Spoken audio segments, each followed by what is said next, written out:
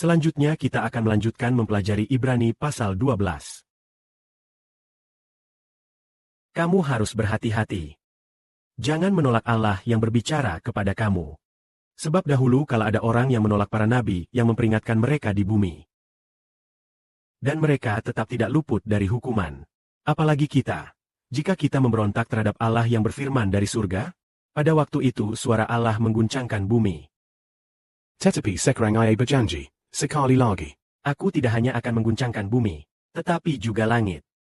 Ucapan sekali lagi ini. Menunjukkan bahwa Allah akan menghapus segala sesuatu yang dapat digoncangkan, yaitu ciptaan yang fana, supaya tinggal yang tidak dapat digoncangkan. Karena itu, karena kita menerima kerajaan yang tidak dapat digoncangkan.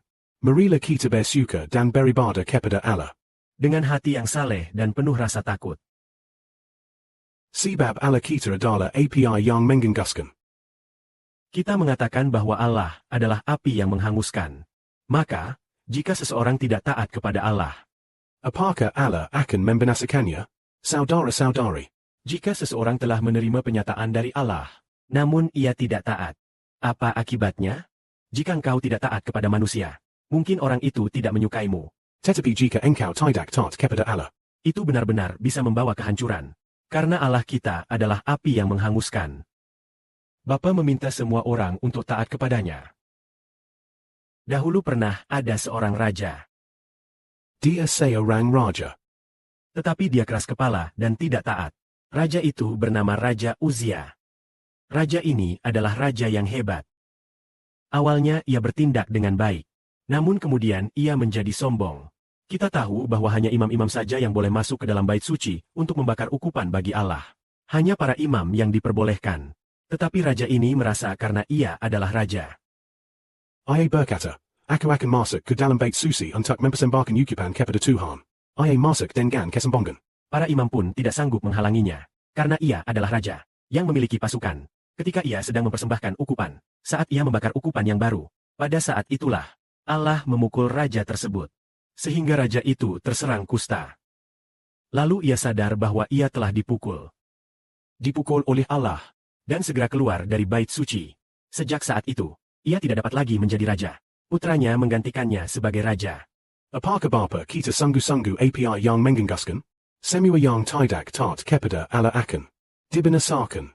Ada kalanya dosa yang kita lakukan karena ketidaktahuan.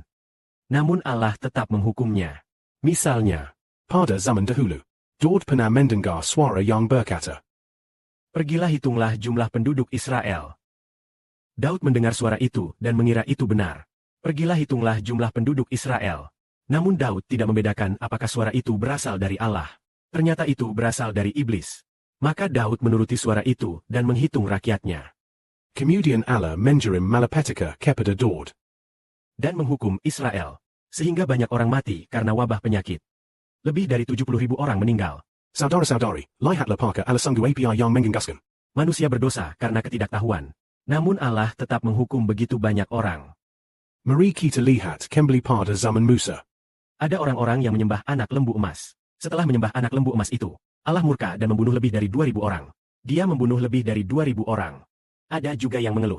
Allah lalu menurunkan wabah penyakit dan membunuh lebih dari 10.000 orang. Jelaslah bahwa Allah kita adalah Allah yang merupakan api yang menghanguskan. Dia adalah api yang menghanguskan. Artinya, semua dari kita yang tidak taat kepadanya tidak diberkati. Bapa ingin menunjukkan bahwa ia berkenan kepada orang-orang yang taat. Seperti yang telah diamati oleh saudara-saudara, siapa pun yang dengan sukarela dan rela hati taat kepada Bapa, maka anugerah itu akan dikirakan secara limpah kepada anak-anak yang taat tersebut. Setiap kali kita taat, Bapa akan memberikan balas kasihan yang melimpah. Namun bagi mereka yang tidak taat, Bapa tidak menunjukkan balas kasihan. Seperti yang terjadi beberapa bulan lalu, sebelum orang-orang itu pergi.